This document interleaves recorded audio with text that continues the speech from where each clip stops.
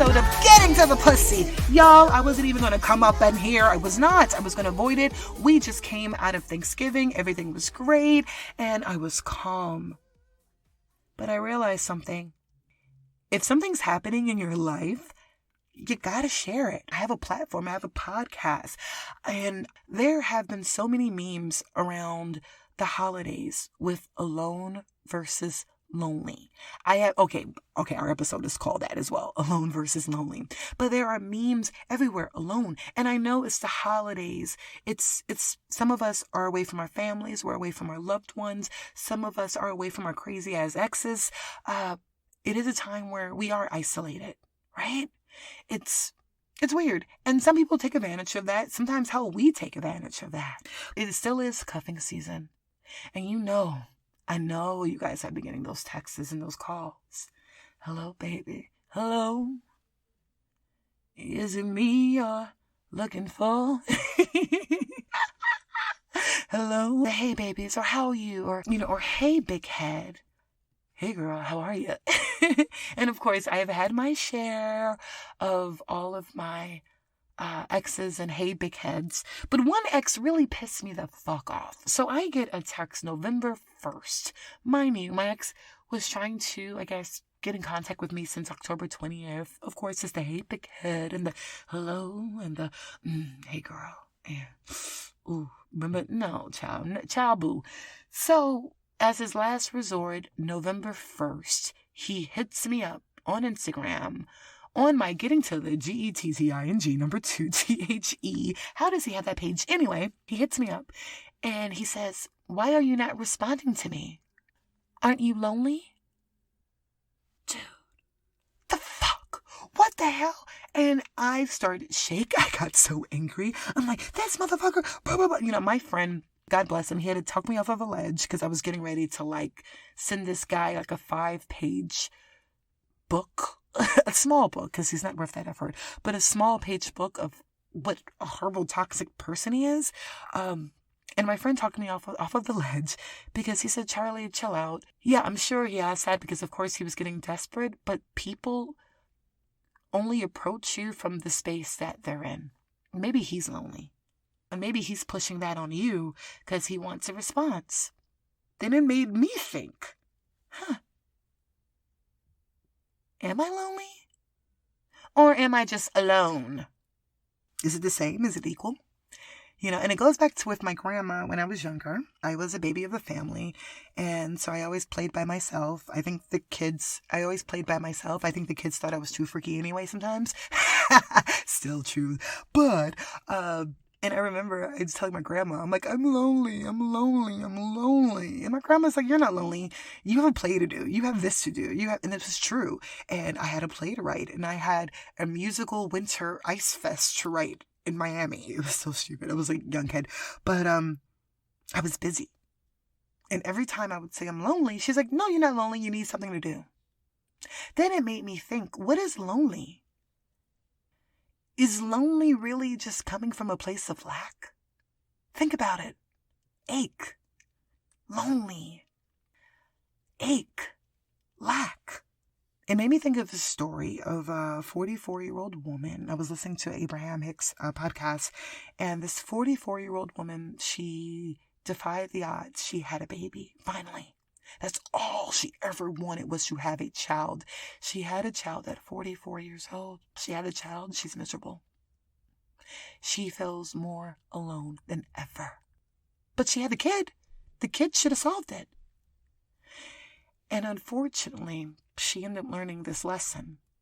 Her loneliness the kid had nothing to do with it. It was her. She didn't know how to make peace with herself, how to be her own calm. And she thought by having this entity, this child, to come in her world, it was going to cure all. And the child cried. The child can't respond. We know that children can't respond, like children, like adults, maybe to they're 2 or 3. So you still have a child who says goo goo gaga and who cries and who looks at you. And she was miserable. I don't know how she's doing now, but I just wanted you to tell you that story, that sometimes we think we want something and it's like last year, my girlfriend and I, my podcast host from time to time. Last year when we were on here, I remember we were both like manifesting boyfriends. Remember? Y'all go back then. Y'all remember me in like November. I was talking my shit last year and we were manifesting boyfriends. And it's like, oh, I want this and I want this and we're going to get this. And we both got boyfriends and it was duds. I was lonelier than ever. Like I didn't eat. I felt like because there were a lot of things that I needed to work within me that I haven't even like hit myself up onto yet. And when I think about alone, there is a reason why I'm alone. And guys, understand, don't let anybody make you feel bad that you're alone, that you're figuring it out. You know, you have your relationship shamers like, oh, you don't have a man, you need a lover, you need this. Child, get out of my underwear. Get out of my vagina. Stay off of my bra strap. It's okay. There is this thing where I think some people, they just, I don't know. I think that people think partnership is be all end all, and partnership is nice to belong, but I know the reason why I'm alone. And I'll tell you this, and I like it. I'm not lonely. Beyoncé. Yes, I'm saying Beyoncé. Beyoncé, she said something that really touched me. Beyoncé said that, of course she had her miscarriages. And Beyoncé said that she could not be a mother to anyone until she was a mother to herself first. At that time, I didn't get it. I was like, what does she mean by that?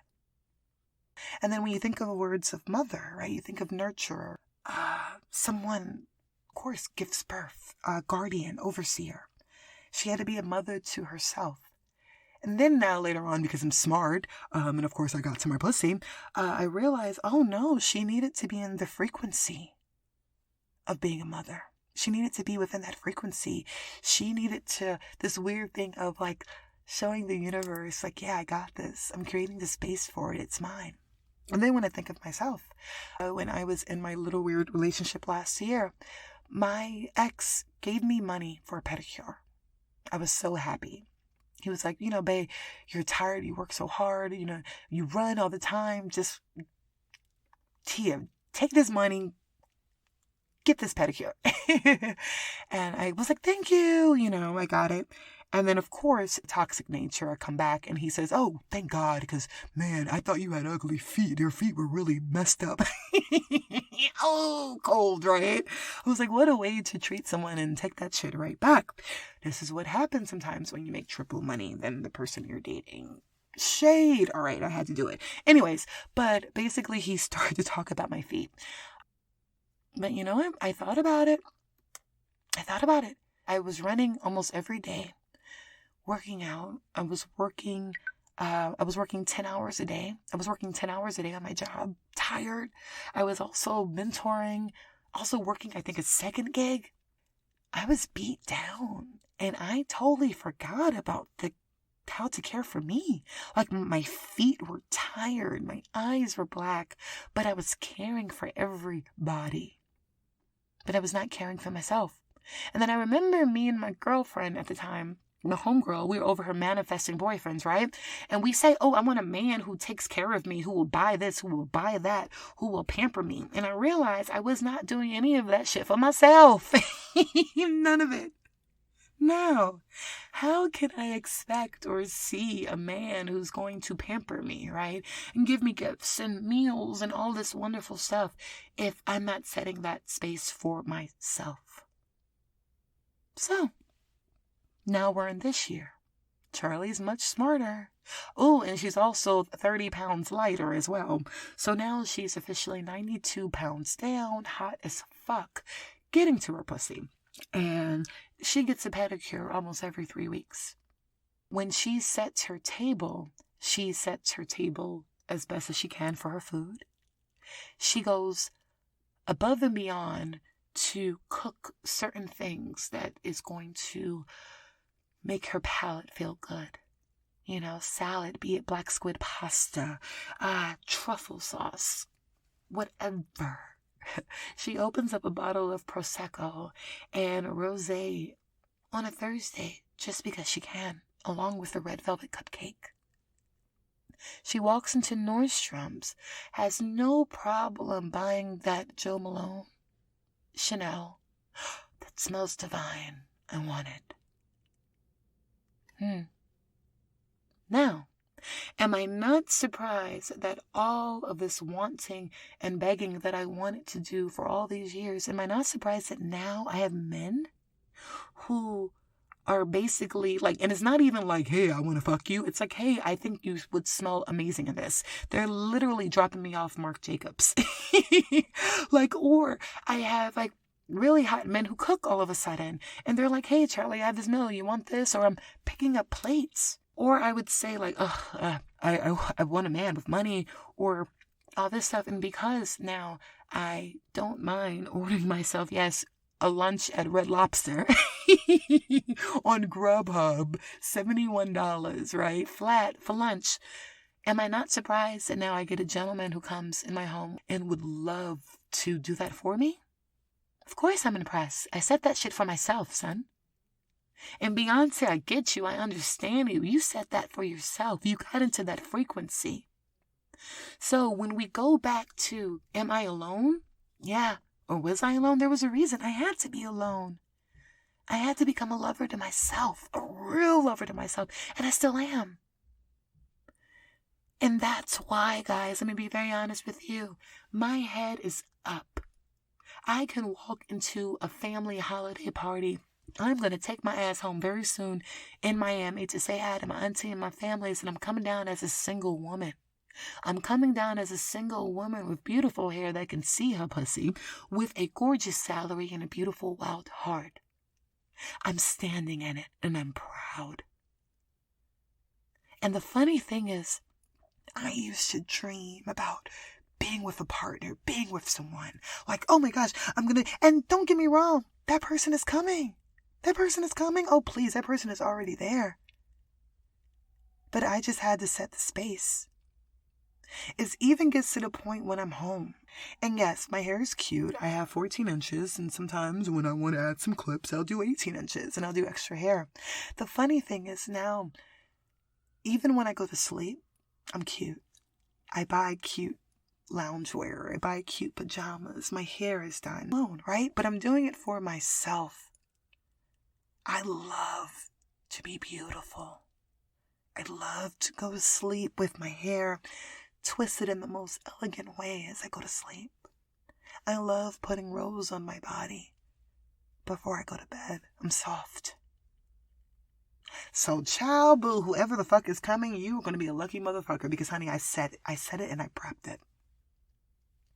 And I want you guys to stand. And I want you guys to take this, and this is an encouragement because somebody needed to hear this. You are not a failure, baby. You are not by yourself in this because you got yourself.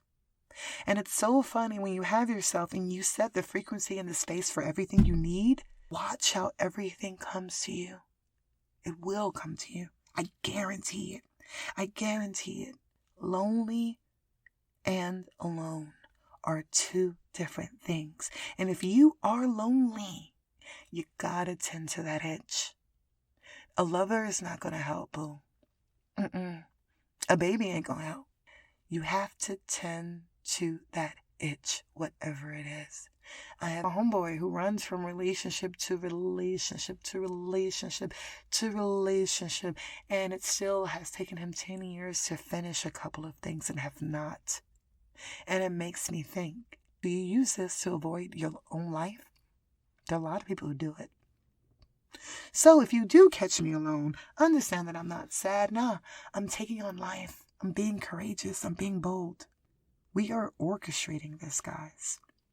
And if you find yourself struggling with this, I'm like, Charlie, no, but this hurts. This has been years, girl. When does it get better? Let me tell you, it does get better.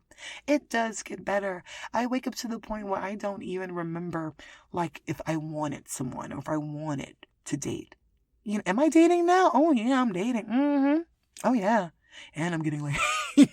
And I'm sitting on a couple of faces and I like it. And I feel good about it. I'm confident. I'm happy. Guys, this journey that we are on It's bold. But I can guarantee you, if you are bold enough to take this, my gosh, you're going to come out okay. You will come out okay. And I'm going to leave you out with a quote because sometimes I feel I'm too cool for school sometimes, but this really spoke to me. And I'm sure it's going to speak to someone who needs to hear this. We want true belonging, but it takes tremendous courage to knowingly walk into hard moments. Belonging so fully to yourself that you're willing to stand alone is a wilderness, an untamed, unpredictable place of solitude and searching. It's time to get wild, y'all. And that's how you get to your pussy. Yes! I love you all. Oh my gosh, I hope this works. I hope it connects. And I know it connected because why you logged into me. Where we are connected. With love and so much support, I'm with you. I'm always on your goddamn side. Always.